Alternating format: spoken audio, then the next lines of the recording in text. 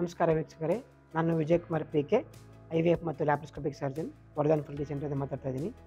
Natural ಆಗಿ pregnancy ಆಗೋದು ಯಾವಾಗ ಅಂತ ಎಲ್ರಿಗೂ ತಿಳುವಳಿಕೆ ಇರುತ್ತೆ, ಬಟ್ ಆದ್ರೂ ಒಂದ್ಸರಿ ತಿಳಿಸೋಣ ಅಂತ.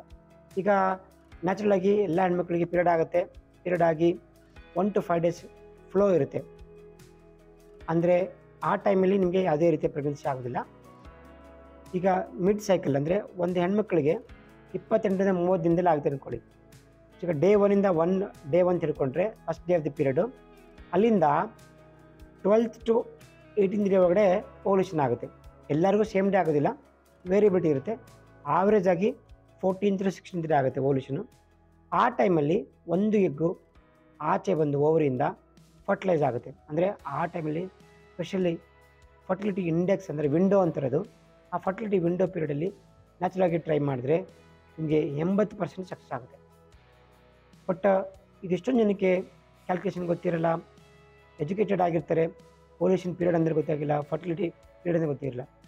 ನ್ಯಾಚುರಲ್ ಆಗಿ ಪ್ರೆಗ್ನೆನ್ಸಿ ಆಗಬೇಕಂದ್ರೆ ನಿಮಗೆ 16th to 18th ಡೇ ಅಥವಾ 12th to 18th ಡೇ ಒಳಗಡೆ ಅಲ್ಟರ್ನೇಟ್ ಇಂಟರ್ಕೋರ್ಸ್ ಮಾಡಿದ್ರೆ ಸಾಕು.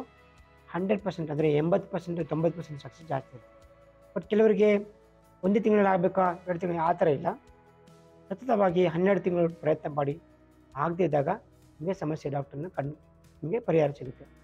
ಬಟ್ ಇದಕ್ಕೆ ಕೆಲವೊಂದು ಸೂಕ್ತವಾದ ಕ್ರಮಗಳಿದೆ. ಅಂದರೆ ಏನು, ನೀವು ಕೂಲಾಗಿ ಕಾಮಾಗಿರಬೇಕು ಆ ಟೈಮಲ್ಲಿ, ಮತ್ತು ತುಂಬ ಸ್ಟ್ರೆಸ್ ತಗೋಬಾರ್ದು, ನಿದ್ದೆ ಚೆನ್ನಾಗಿ ಮಾಡಬೇಕು, ಆಹಾರವನ್ನು ಸೇವನೆಗೆ ಅದನ್ನು ಚೆನ್ನಾಗಿ ತಿನ್ನಬೇಕು, ಆರ್ಗ್ಯಾನಿಕ್ ಫುಡ್ ತಿನ್ನಬೇಕು. ಇದರಿಂದ ಏನಾಗ್ತಂದರೆ ನಿಮ್ಮ ಎಗ್ಗು ಮತ್ತು ಸ್ಪಮ್ಮು ತುಂಬ ಒಳ್ಳೆ ಕ್ವಾಲಿಟಿ ಬಂದು ಸಕ್ಸಸ್ಸು ಬೇಗ ಆಗೋಂಥ ಪ್ರಯತ್ನ ನೀವು ಪಡಬೇಕು.